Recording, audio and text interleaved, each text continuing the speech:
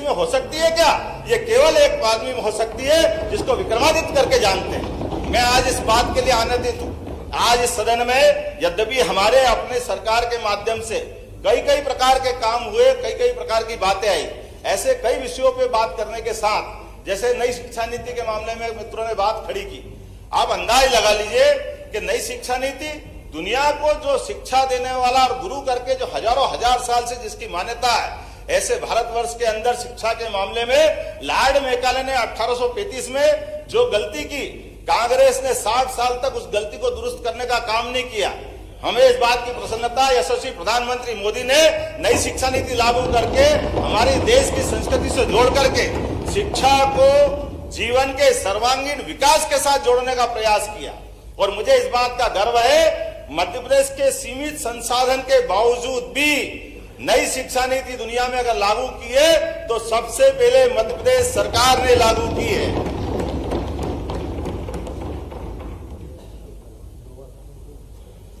अपनी नई शिक्षा नीति के बारे में अगर सरकार के इस विषय को मैं अगर सदन में रखता हूं तो आप सबके लिए भी ये विषय अच्छे रहेगा, आप भी बात करेंगे कि आप हमारे अपने महाविद्यालय के अंदर अगर पढ़ना चाहे आप तो कोई एज लिमिट नहीं है।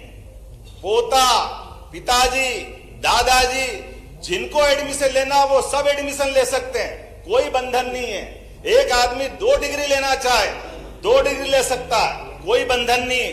हमारे कोर्स की डिजाइन भी बीए, बीकॉम, बीएससी से बदल करके कोई साइंस का व्यक्ति इच्छा रखे कि मैं एक आर्ट्स का सब्जेक्ट पढ़ना चाहता हूं तो वो आर्ट्स का पढ़ सकता है। और ऐसे कई प्रकार के कोर्स, जिन कोर्स के बलबूते पर हमको अपने जीवन के मार्ग तय करना, जीवन की दिशा तय करना, वो हम कर सकते हैं। ऐसे सारे विषयों को लेकर नई शिक्षा नीति बहुत बड़ा रोल अदा कर रही है। इस नई शिक्षा नीति को मामले को लेकर के कभी मौका पड़ेगा अध्यक्ष महोदय तो आप एक विशेष सत्र बुलाएं और अपन इस पे खुलकर के चर्चा करें, क्योंकि नई शिक्षा नीति के क्रमशः अब 3रे वर्ष में हमने प्रवेश किया और अंतिम वर्ष में प्रवेश करते करते ऐसे फालतू के कई बंधन हम खत्म करेंगे, जिन बंधन के आधार पर केवल कागज की डिग्री लेने के लिए विद्यार्थी प्रेरित होते थे।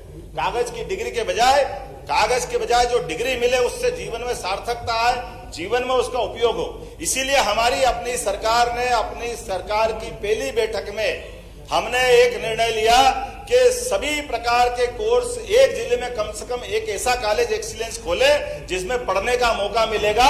तो 52 ही जिलों में हमने 52 एक्सीलेंस, और अब जो सरकारी 55 हुए तो उसको बढ़ा के 55 तक ले जाएंगे, एक्सीलेंस कॉलेज में ले जाएंगे। इसी में निर्णय लिया कॉलेज किस प्रकार के होंगे, कॉलेज सर्व सुविधा युक्त होंगे, जिसमें खेलने का मैदान, हॉस्टल, सभी प्रकार के पाठ्यक्रम को पढ़ने की गुंजाइश, उसी में ई लाइब्रेरी, और इसी के साथ साथ बस की व्यवस्था भी रहेगी।